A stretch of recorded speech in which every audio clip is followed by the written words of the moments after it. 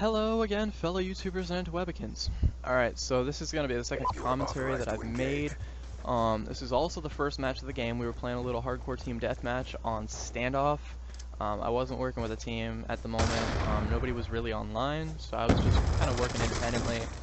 But what I want to talk about is tactics, and more specifically referencing this gameplay, flanking and counterflanking. You know, right around this point is when I'm trying to figure out what their tactics are and how they're playing. I'm running my MSMC with lightweight extreme conditioning so that way I can move around the map quickly, I can get shots off really quickly, and in general I'm just a quick player for this game, and it's so that way I could find out, you know, where they are, what tactics they're running, what weapons they're running, and then, you know, set myself up for preparing for that.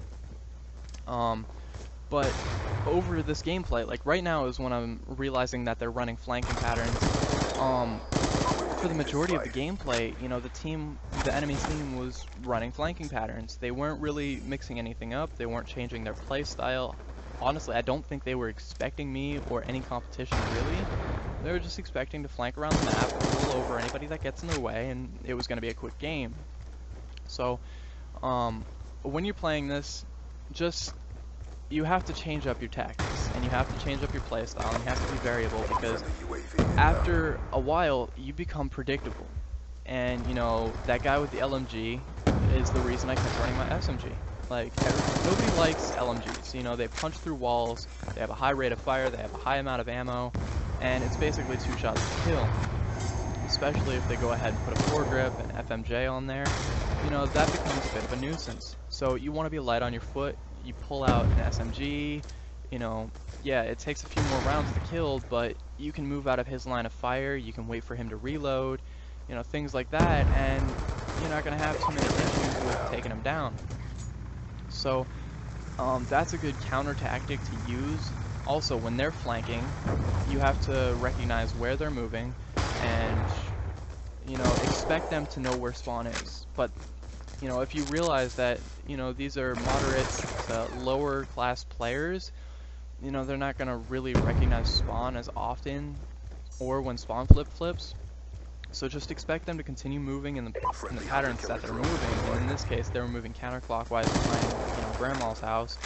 And so I was kind of locking them up inside this bend right around here and racking up a few kills, sometimes, you know, behind Grandma's house, and, you know, sometimes in Grandma's house or right around the park. You know, they were stuck in that area right there for a good majority of this match, and you want to avoid becoming predictable. You want to avoid getting locked into areas, and that poor guy got him killed on accident.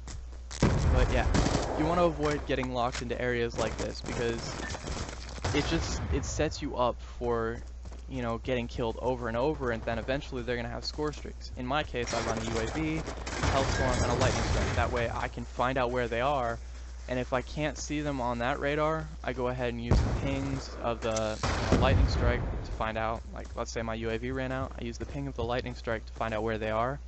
Or if they're running Ghost, I use the Hellstorm's camera to find out, you know, which guys are moving around. And even if I don't get them with my Hellstorm, I go ahead and run to where they were and clean them up with, you know, my SMG afterwards.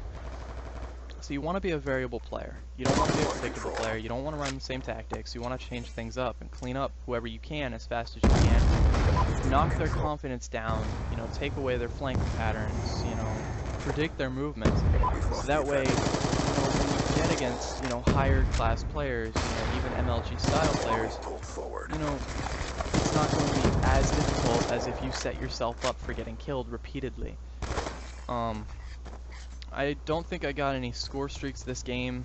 You know, I kept getting killed like 1 or 2 before, so. But I did want to talk about this because it is a pretty big problem, especially with public matches, and people running the same patterns over and over, and it becomes not so much of a nuisance, but it does become tiring to run into the same thing over and over, because then you don't really have to change too much, and it's not really helping you advance it. Yeah, it helps your KD go up and your win-loss ratio go up, but that's pretty much it. And ultimately, no one really cares too much about win-loss and KDs. It's not a huge factor in how a player actually performs. You know, in my case, I screw around a lot, so my KD is pretty low. I think it's 0.92. But that's because, you know, I run with a pistol, and I run with concussions, and I run with knives, and I generally just screw around a lot, just to have fun. You know, I don't play competitively anymore because, as I said, it becomes tiring when you're in public matches. It's the same thing over and over, so. But another thing is use flashbangs to your advantage, use concussions to your advantage. If you don't know where the guys are, you can bounce a concussion off the wall to get a hit marker around a corner, and then you know that there's a guy around there. Now in hardcore you can hit your teammates, so be a little more cautious with it. You have to know where your teammates are, but yeah, use those concussions to your advantage.